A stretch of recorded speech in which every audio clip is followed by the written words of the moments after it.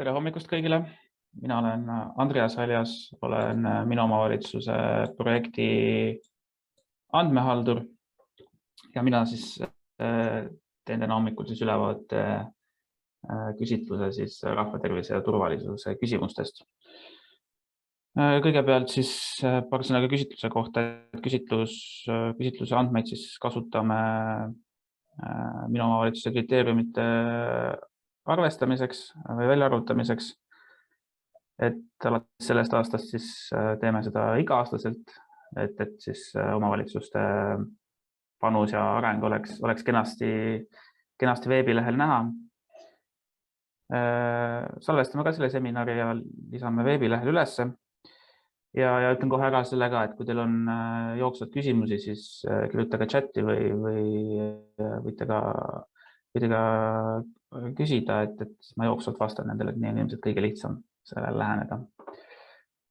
Aga esmalt ma teeks kiire lihtsalt tutvustaks korraks seda keskkonda,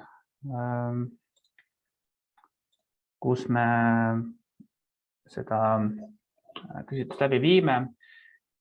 Et siin on see on esileht, kuhu te satute kui te vaatate selle lingile, mis me saatsime välja. Et nagu näha on Exceli baasil OneDrive keskkonnas, et peaks olema selles mõttes tuttav. Keskkonna eelis on see, et saab mitmekesi korraga küsimustikku täita, et ei pea seda ükshaaval tegema. Siin esilehel lihtsalt on selline üldine info, siin all on ka link selle minu omavalitsuse lehele, kus me kogume infot, või kus see info küsitluse kohta on välja toodud, kaasa arvatud ka salvestused on siit kättesaadavad selle lingi alt, kui siia peale vajutada. Seal seda me jooksvalt täiendame.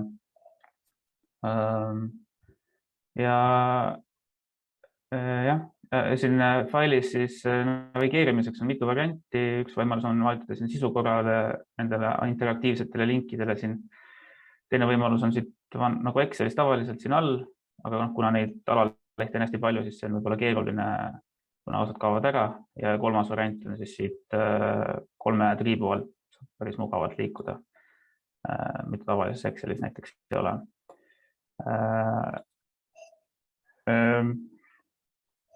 Ja kui me juba läheme rahvatervise turvalisuse peale näiteks, siis esmalt, et üldse saaks mingisuguseid asju sisestada siia, siis ta peab kõigepealt vajutama siit ülevalt vaatamise asemel redigeerimine. Muidu ta ei luba midagi sisestada, ütleb, et töövihik on kaitstud. Kui see nupp ära vahetada, siis saab seda muuta ja selleks ei pea olema ka sisse logitud, nagu näha, aga mina ei ole praegu sisse logitud, et kasutajad siin vaja teha selleks ei ole. Vastus, vasakul on see küsimus, vastus tuleb siia keskele TV-võrku sisestada ja siis paremal on abiks toodud ka eelmise korra vastus, et kuna omavalitsustel tuli päris palju tagasisidet, et muidu need vastused kaovad ära ja on raske näha, et siin me toome selle kohe siia abiks siia juurde. Ja et kui vastus ei ole muutunud, siis tuleb see lihtsalt siit kopeerida ümber ja võib-olla siit täiendada natuke. Aga kindlasti palun alati sisestada uus vastus, ka sellisel juhul, kui see ei ole muutunud. Et palun mitte kirjutada siia, et vastus ei ole muutunud, et me tahame ikkagi ka siia seda sisulist vastust saada. Et kui see ei ole muutunud, siis kopeerige vana vastus siia uue vastuse veergu.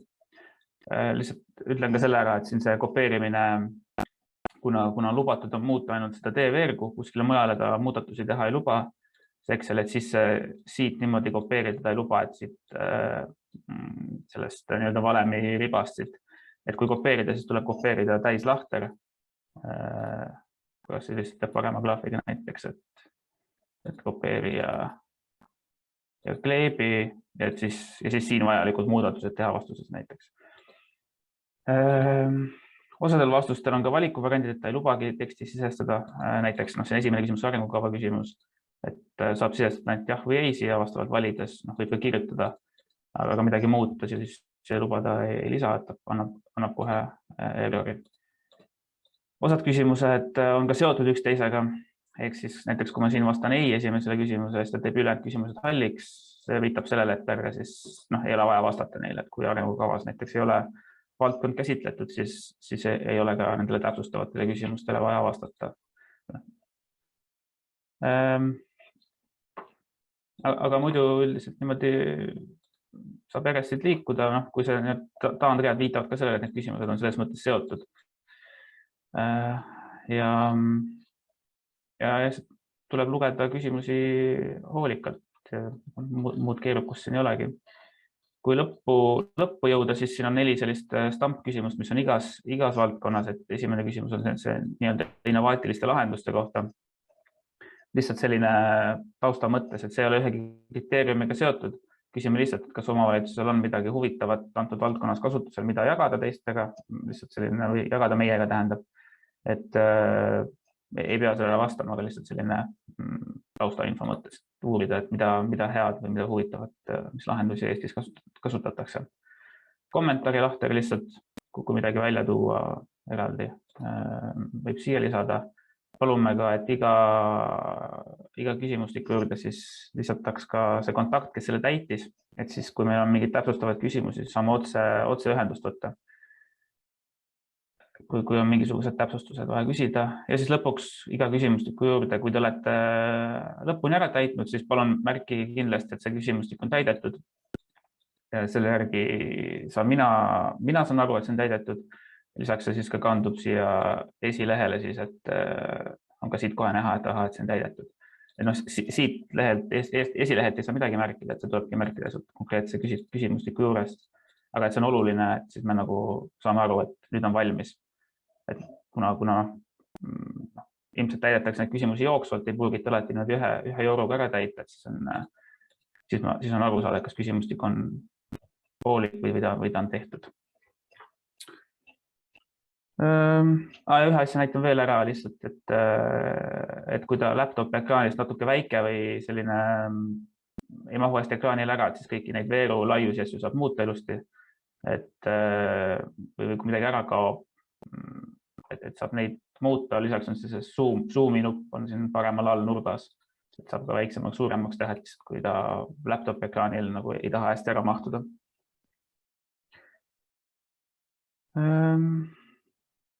Ja vist rohkem ei ole, et kui küsimusi tehnilise osas ka, siis kindlasti võtke minuga ühendust, et see on aidata juhendada, et kui midagi ei tööta või jääb segaseks. Kui tehnilise poole pealt teil küsimusi ei ole, siis ma läheks siis küsimuste juurde.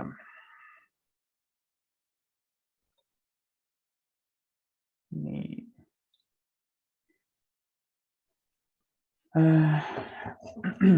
Ja siis kui jooksvad küsimusi on, siis nagu ütlesin ka, et kirjutage chati või võite ka kätt tõsta või sõna võtta. Aga kõigepealt siis ka veel paar asja lihtsalt mõtlen ka alguseks ära, et kõik need vastused me vaatame üle, süveneme ja kui nagu me näeme, et vastused on ebatäpsed, siis me need selles mõttes eemaldame. Seda me oleme ka eelmistel aastatel teinud, et kui te näete, et ütleme, need vastused, mis me kuvame ka eelmiste aastaste kohta, on juba meie poolt üle käidud. Et siis need on valesed vastused, me ei ole jätnud nagu alles. Vastused ka avalikustatakse meie veebilehel, et kõik viited ja asjad on avalikud. Ja siis läbivalt siis palun vastake siis 2021. aasta kohta. Need küsimused on meie eesmärk on mõõta siis 2021. aasta teenustaset, et siis vastused peaksid olema selle aasta kohta. Ja see vist ka ütlemata, et küsitluse tähtaeg on siis 18. märts, mis on siis natuke vähem kui 3 nädala pärast või 2,5 nädala pärast. Aga siis lähme siis küsimuste juurde. Et esimene küsimus on seotud arengukavaga, et ma siin toon lihtsalt need, kuna rahvastervise turvalisuse grupis on 2 arengukava plokki, üks on rahvatervise kohta ja TV turvalisuse kohta, et siis ma toon need koos kohe siin ära. kuna küsimused sisuliselt on samad, lihtsalt need vastused siis peavad olema vastava valdkonna kohta.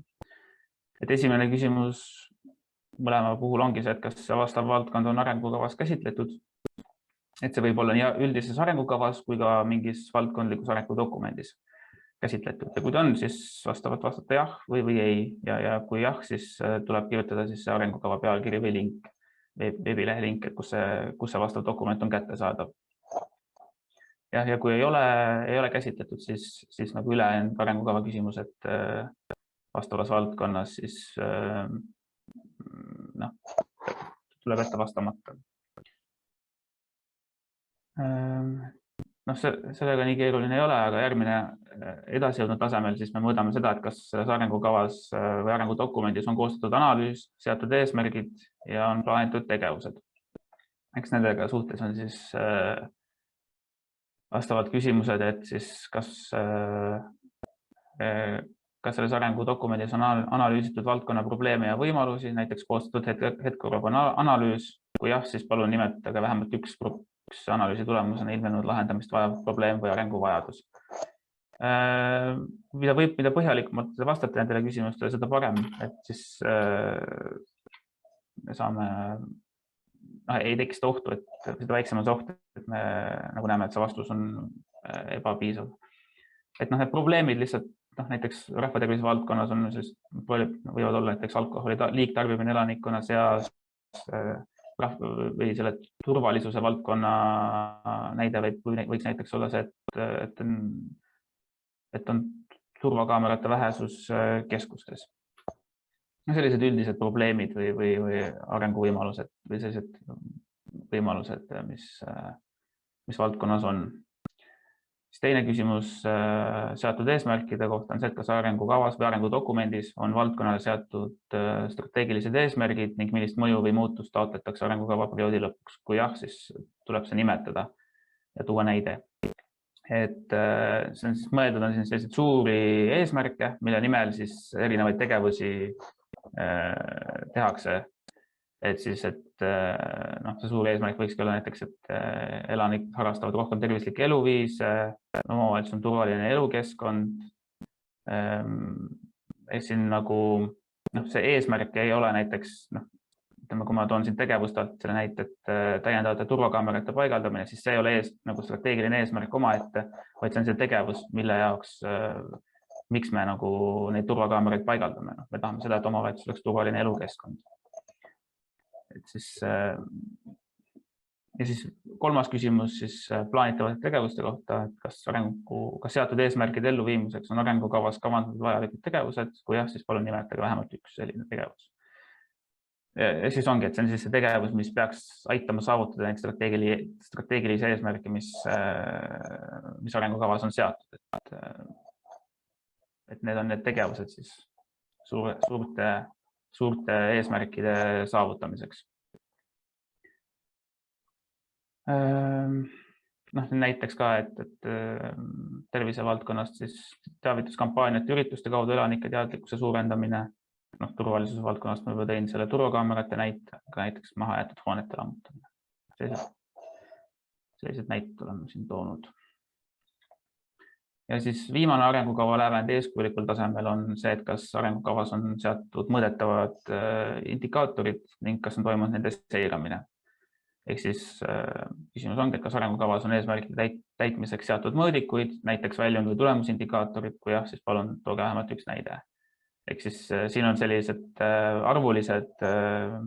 võiksid olla sellised arvulised näitajad, et mis arengudokumentides on seatud, et kuhu omavalitsus tahab jõuda. Et näiteks, et tahame, et terve elatud eluaastad oleksid vähemalt 55 või avaliku korra rikkumiste arv väiksem kui mingi number. Et siia ei sobi selline konkreetset tegevust ära tegemine, näiteks, et hoone renoveerimine või et ma ei tea, et mingi hoone lammutamine, mahajäetud hoone lammutamine, et need tegevuse jah-ei ära tegemine, et see ei ole selline mõõdik, mida me siin näha tahaksime, vaid pigem, et arengukavas oleksid seatud siis sellised statistilisemad või numbrilised lävendid või indikaatorid, mis näitavad, et kas asi liigub omavalitsuses paremuse suunas või mitte. Ja siis seiramise kohta, et kas seirasite 2021. aastal arengukavas seatud eesmärkide ja näitajate täitmist, lisaks siis majandusaasta aruandes esitatule. Et siis kuna majandusaasta aruannet teavad nagunii kõik ja seal on nagunii kohustuslik seal seirata, et siis meie eesmärk on näha siis, et kas omavalitsus kuskil veel lisaks siis seirab arengukava eesmärkide täitmist. Ma praegu küsimusi ei näe. Kui pärast küsimusi veel tekib, siis kindlasti kirjutage, et liigun edasi. Siis järgmised küsimused on seotud tervise ja heaolu profiiliga.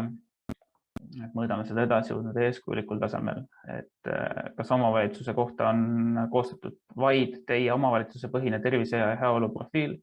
Kui jah, siis palun kirjutage siia selle profiili pealkiri või veebilehe link. Ehk siis siin on mõeldud ainult siis konkreetse omavalitsuse kohta tehtud tervise ja heaolu profiili, et maakondlikud ei lähe arvesse. Mõeldud on neid väikseid või tähendab ainult KOV-i põhised profiilid. Ja siis teine küsimus on see, et millal seda viimati uuendati. Ja kui ei ole uuendatud, et siis palun märkige siis see koostamise aasta. Et siis eeskujuliku taseme täitmiseks peaks siis olema uuendatud viimase 4 aasta jooksul. Aga ma ütlen kohe ära ka, et see hetkel on kogu valdkond on meil tegelikult läbivaatamisel, need kriteeriumid on, vaatame töörühmas neid hetkel üle, et need võivad selles mõttes veel tulevikus muutuda, et kas või see arutelud käivadki näiteks selle tervise ja heaolu profiili osas, kuna seal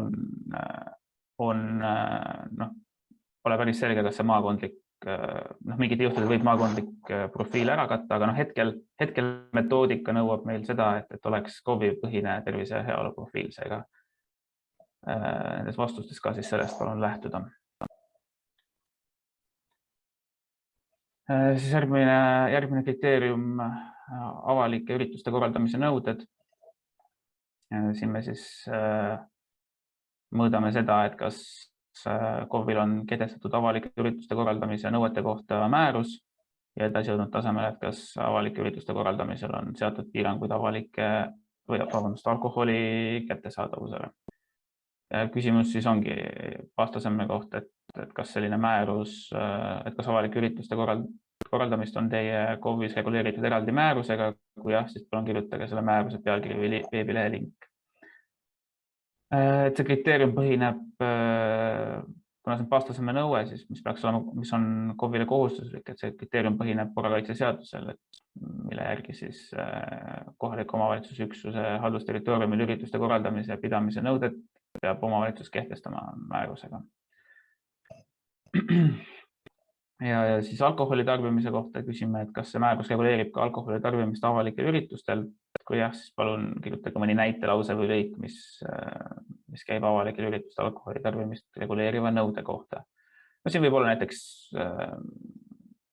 avalike ürituste puhul, et kellaajapiirangud, alkoholi tarbimiseks piiritletud alad, midagi sellist.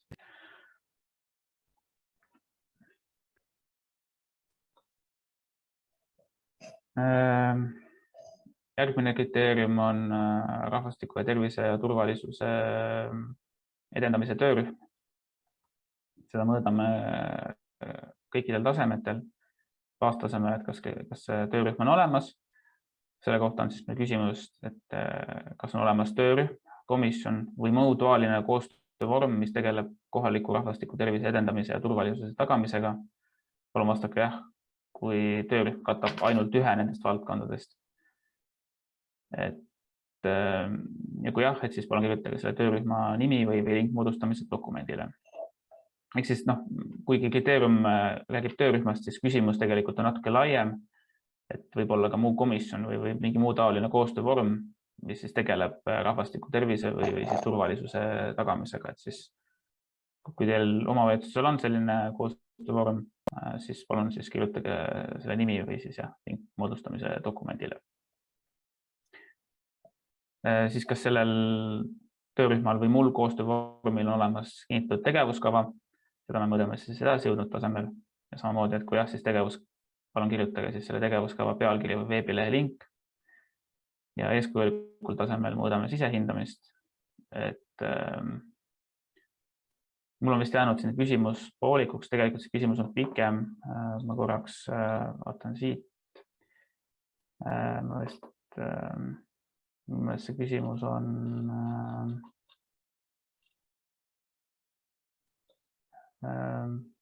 jah, et kas millal tehti viimane sisehindamine, kui ei ole tehtud, siis lihtsalt ärge vastake või vastake, et ei ole tehtud sisemine hindamine, mis me küsime seda aastat, et millal tehti siis selle töörühma viimane sisehindamine ja taseme täitmiseks siis peaks olema see tehtud siis viimase 3 aasta jooksul.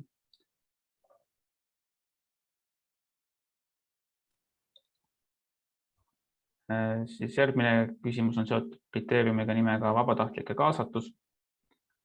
Küsimus on siis, et kas teie omavalitsuses tegutseb mõni vabatahtlik vetelpäästeüksus? Vastake jah, ka siis, kui teie omavalitsuses on vähemalt üks selline üksus. Ja kriteeriumis mõõdame siis, et kas KOV-is on olemas vabatahtlik päästekomando, vetelpäästeüksus või naabrivalvepiirkonnad. Et andmed vabatahtliku päästekomando kohta me saame Päästeametilt ja naabrivalve kohta siis naabrivalve MTÜ-lt. Ja siis vetelpäästeüksused siis küsime siis küsitluses ja siis paneme need siis kõik kokku kriteeriumi arvutamiseks.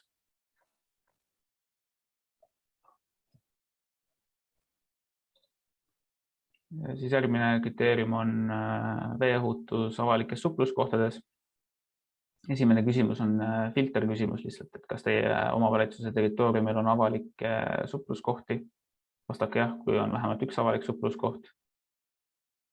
See on lihtsalt selleks, et aru saada, et kas omavalitsus peab vastama järgnevatele küsimustele või mitte. Ja siis baastasemel mõõdame seda, et kas veeohutus vastab sotsiaalministri määrusele, nõuded superveele ja superkannale. See on ka see riigiteataja link on seal küsimustikus välja toodud. Et siis peab lihtsalt vastama, et siis kui paljudes on see täidetud. Me ei küsi siin konkreetset arvu, vaid me küsime, tuleb siis hinnanguliselt anda, et seal vastuse variandid on, et mitte üheski, mõnes, pooltes, enamikus ja kõigis. Et selline hinnangulised vahemikud. Ja siis edasi jõudnud eeskujulikul tasemel siis mõõdame seda, et kui paljudes avalikes supluskohtades on olemas ohutuspüstakud, et 50% siis peaks olema edasi jõudnud tasemel ja eeskujulikul kõigis. Ohutuspüstakute andmed tulevad Päästeametilt. Ja siis omavalitsustelt me küsime siis, et kui suures osas on nendel või kui mitmes KOV-i avalikus supluskohas on olemas alaliselt kohal vetelpääste ehk rannalvalve ja siis me soovime täpset arvu, supluskohtade täpset arvu, kui paljudes on olemas vetelpääste või rannavalve. Et me siis võrdleme seda siis supluskohtade koguarvuga, mille me saame Terviseametilt ja siis vastavalt siis arvutame välja, kas siis on vähemalt pooltes või on kõigis olemas mehitatud rannavalve. See on mul küll pealkiri jäänud valeks, aga kriteerium on tegelikult uus, et veeohutus KOV-ujulates ja veekeskustes. Et on see kriteerium, millega need küsimused seotud on, siin jällegi on see esimene nii-öelda filter küsimus, et kas teie omavalitsuse territooriumil on mõni ujula või veekeskus, mille omanik on omavalitsus, võib-olla ka osaliselt. Ja et siis vastake jah, kui on vähemalt üks. Kui vastate ei, siis järgnevaid küsimusi ei pea vastama. Ja et siis samamoodi baastasemel on täpselt samasugune lävend nagu eelmisel kriteeriumil, ehk siis veeohutus vastab sellele Vabariigi Valitsuse määrusele, et tervisekaitse nõuded ujulatele, basseinidele ja veekeskustele ja siis samamoodi, et palun hinnake, kui paljud omavalitsuse ujulad ja veekeskused sellele vastavad. Samamoodi vastavad tuleb siis mitte konkreetset arvu ei taha siin, vaid siis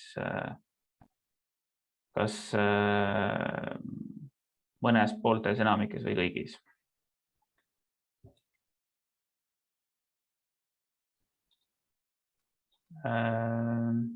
Ja siis see siis paastase edasi jõudnud eeskujulikul tasemel, siis me mõõdame selles kriteeriumis seda, et kas ujulates ja veekeskustes pakutakse ujumisõpetust kooliõpilastele. Et siis selleks me küsime, et mitmes KOV-i osalusega ujulas ja veekeskuses pakuti 2021. aastal ujumisõpetust kooliõpilastele. Palun nimetage selliste asutuste täpne arv.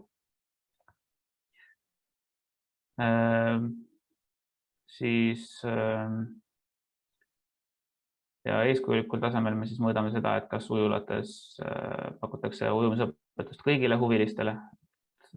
Selleks on siis see küsimus, et 29, et mitmes KOV-i osalusega ujulas ja veekeskuses pakuti ujumisõpetust ülejäänud huvilistele, ehk siis näiteks eelkooliealistele ja täiskasvanutele. Samuti siis palume välja tuua selliste asutuste täpne arv. Ja siis teine aspekt, mis need kriteeriumeid või need lävendeid, mis need lävendid arutamiseks vaja on see, et kas on tagatud mehitatud vetelpääste. Küsimus 30, et mitmes KOV-i osalusega ujulas ja veekeskuses on alaliselt kohal vetelpääste. Palun nimetage selliste asutuste täpne arv. See on edasi jõudnud taseme jaoks ja eeskujuliku taseme jaoks veel siis, et peab siis olema tagatud esmaabi eriseadmetega mehitatud. On tagatud esmaabi eriseadmetega mehitatud vetelpääste. Ehk siis kas vähemalt ühel sellisel vetelpäästel on olemas esmaabi eriseadmed, näiteks defibrillatsiooni aparaat, siin tuleb vastata lihtsalt kas jah või ei. Aga siin võivad ka muud eriseadmed siis arvesse minna.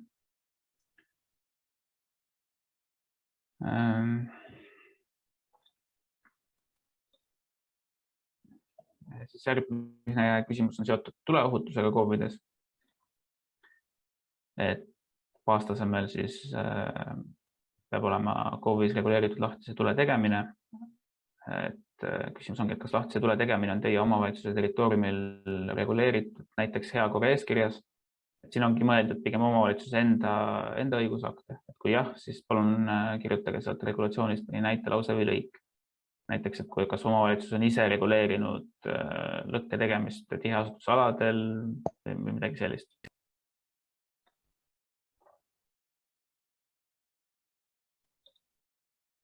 Siis edasi jõudnud tasemel me mõõdame siin kriteeriumis seda, et kas KOV-i poolt on olemas hooajalised teenused, millega hoitakse ära prügi põletamine.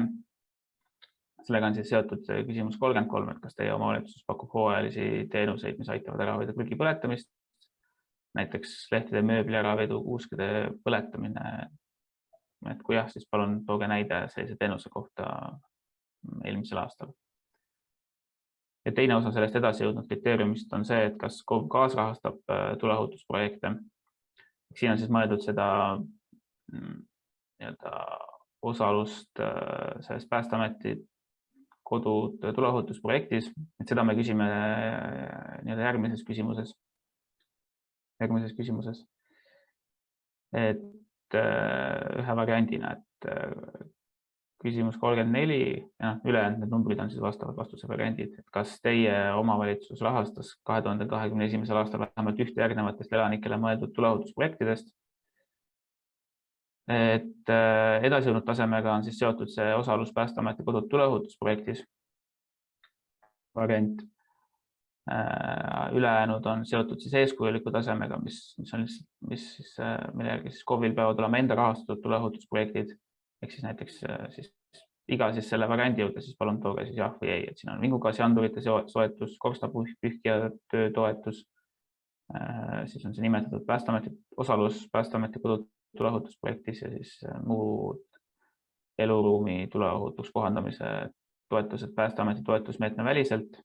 Et see on sellist, kui ise on siis ilma Päästeameti toeta on siis mingisugust eluruumi tuleohu kohandamist rahastatud.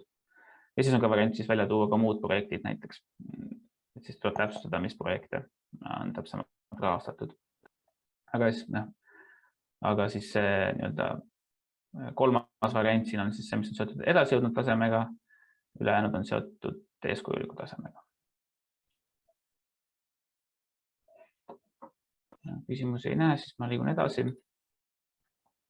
Siis järgmine kriteerium on eluruumide tuleohutuks kohandamine.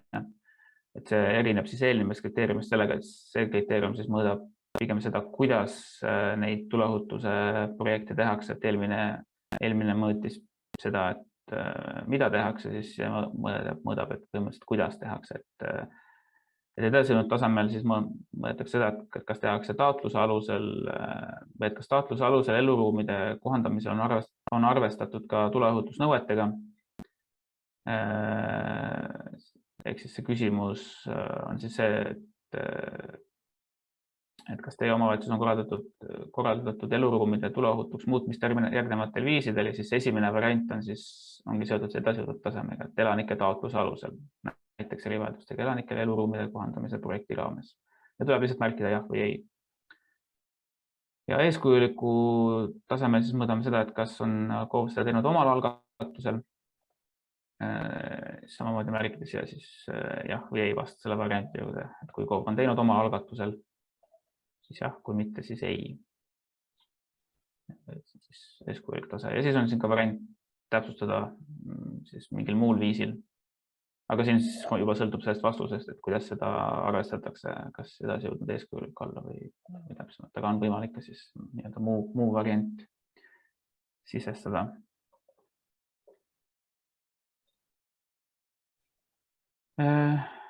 Siis vist viimased küsimused.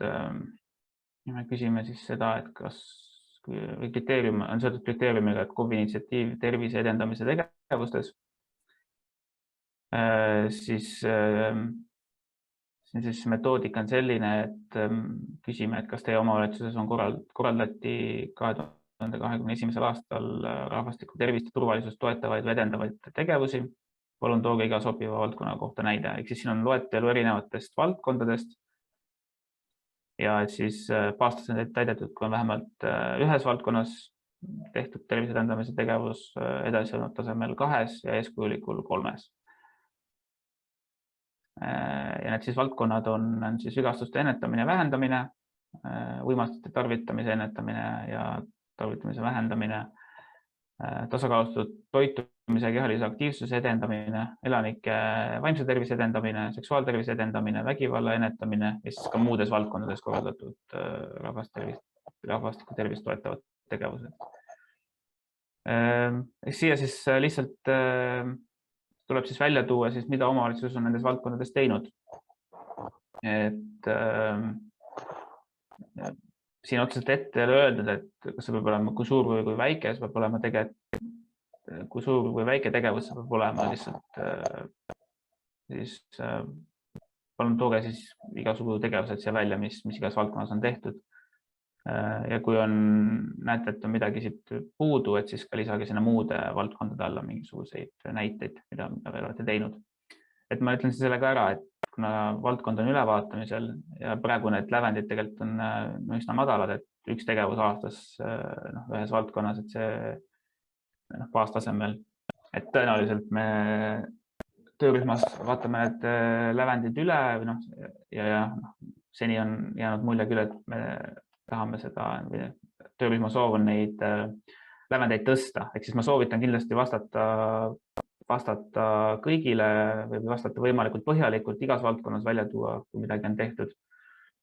Tõenäoliselt me tõstame siin, et võib-olla siis võib näiteks baastasemel olla mingi kõrgem number seal aja pärast. Näen, et on ka üks küsimus tulnud, et kas tegevus on ka projektiga alustamine või projektis osalemine, kui veel otseseid tulemused ei ole ette näidata. Ma ütleks küll, et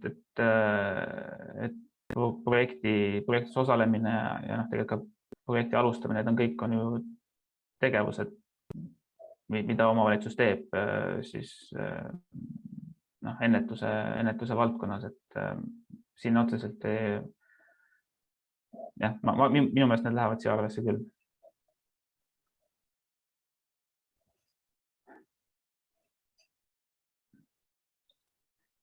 jah, ja ongi viimane